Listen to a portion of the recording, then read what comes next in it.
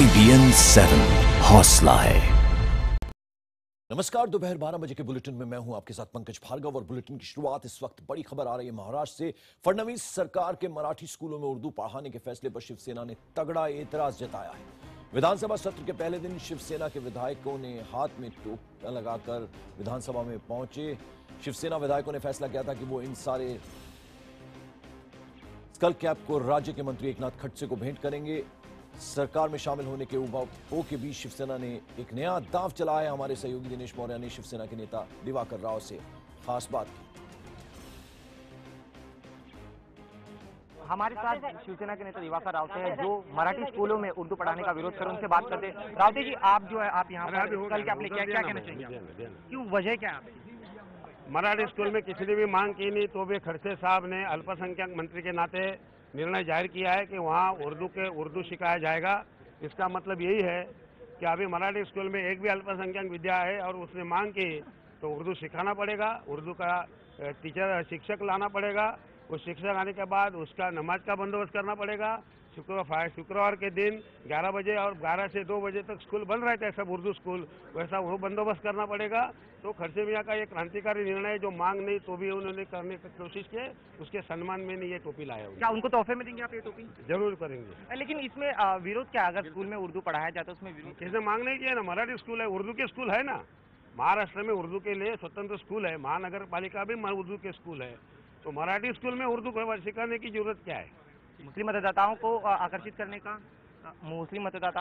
देखो ये महाराष्ट्र है, महाराष्ट्र में सबको मराठी पढ़ना चाहिए। कोई भी धर्म का हो, जाति का हो और कर्म का हो, उसको मराठी आनी ही चाहिए। हम ये मांग करते हैं कि सब स्कूल में मराठी आनी चाहिए।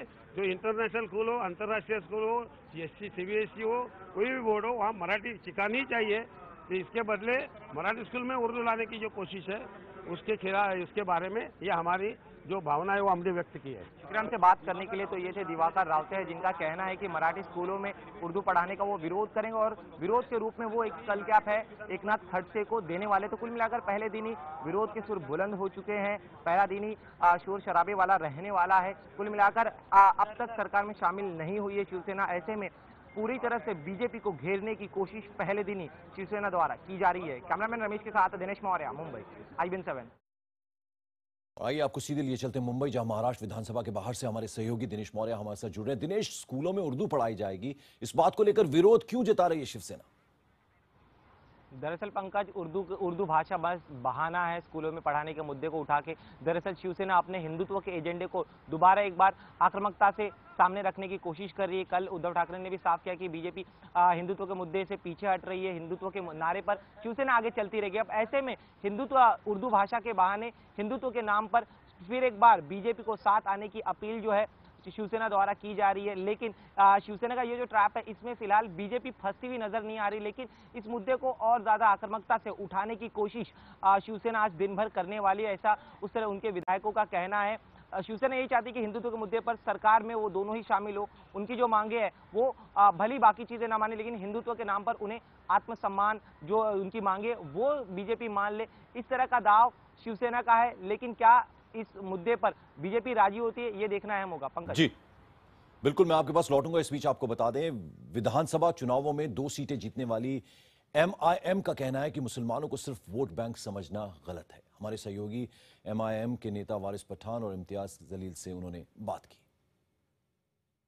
आज ही से पहला ही दिन है, लेकिन यहाँ पर मुस्लिम स्कल कैप का मुद्दा, एजुकेशन का मुद्दा उठा दे कि उर्दू मराठी स्कूल में नहीं पढ़ाना चाहिए, शिवसेना की भूमिका है इस पर आप MIM कैसे देखती हैं?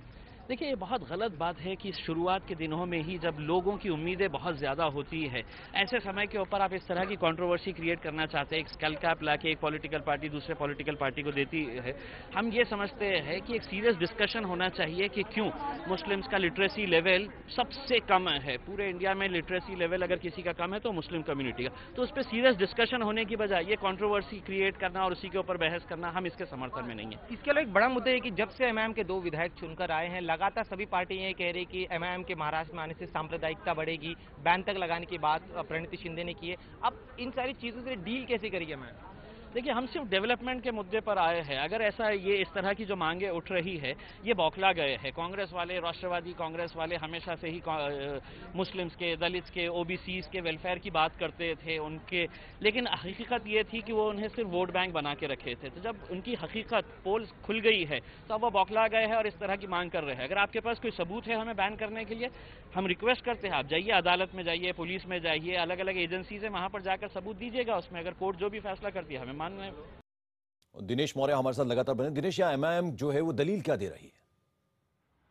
देखिए, एमआईएम का यही कहना है कि विकास की बात करे, भाषा के नाम पर राजनीति ना करे, वो दौर अब बीत चुका है। और कहीं ना कहीं एमआईएम के दोनों ही विधायकों को भी पता है कि कहीं अब विकास के मुद्दे पर ही जनता से वोट मांगा जा सकता है, जीता जा सकता है, आगे भी राजनीति अच्छे से की जा सकती है। लेकिन शिवसेना जो मुद्दा उठा है उससे सख्त नाराज है वो, पंकज। बिल्कुल, और इस बीच आपको बता दें, इस विवाद के बीच आज से महाराष्ट्र विधानसभा का सत्र भी शुरू हो चुका है। आज और कल 2 दिनों के लिए नए सदस्यों को शपथ दिलवाई जाएगी। इसके बाद 12 तारीख को सुबह स्पीकर का चुनाव होना है और उसी दिन फडणवीस सरकार को बहुमत भी साबित करना है। कल शिवसेना ने 12 तारीख तक का अल्टीमेटम दिया था कि बीजेपी साफ करे कि वो किसके साथ जाएगी। शिवसेना ने बीजेपी को 2 दिन का मौका देते हुए शर्त रखी है। उनका कहना है कि अगर बीजेपी ने एनसीपी का साथ लिया तो शिवसेना विपक्ष में बैठेगी। वहीं विशेष सत्र के पहले दिन आज विधानसभा में शिवसेना और बीजेपी के विधायकों में तल्खी नजर आई। शिवसेना विधायकों ने शिवाजी के नारे लगाए तो वहीं बीजेपी के विधायकों ने जय श्री राम के नारे लगाए। इस बीच सभी शिवसेना के विधायक विपक्ष की सीट पर जाकर बैठ गए। इसके पहले केंद्रीय मंत्री अरुण जेटली से जब इस बारे में पूछा गया था तो उन्होंने कहा था कि कुछ समस्याएं अपना हल खुद ढूंढ लेती हैं। एक शिवसेना पक्ष प्रमुख जी की जो अपेक्षा है उसे खरा उतरने की कोशिश हम सब लोग मिलेंगे और मिलकर करेंगे। ये 63 एमएलए जो है एक टीम की तरह इस सदन में काम करेंगे। यही जोश 5 साल देखने मिलेगा, यही जोश 5 साल देखने मिलेगा। आज तो देखा है, उससे और बढ़ेगा। लेकिन क्या जोश सत्ता में देखने को मिलेगा या विपक्ष में देखने को वो मिलेगा? तो उद्धव जी का अधिकार है, ये निर्णय उद्धव जी लेंगे। शिवसेना की भूमिका कल उद्धव जी ठाकरे साहब ने घोषित की है और वो जल्दी आपके सामने आ जाएगी। और हमारे सहयोगी दिनेश मौर्य ने शिवसेना नेता नीलम गोरे से खास बात की, आइए सुनते हैं। हमारे साथ शिवसेना के नेता नीलम गोरे, उनसे बात करें। नीलम जी, आज मराठी अंदाज में ही आपके सारे विधायक यहाँ पर आए और सदन में भी थोड़ी सी तनातनी दिखी शिवसेना बीजेपी विधायकों में। किस तरह से आप देखते हैं, क्या इसी तरीके से चीजें चलने वाली हैं?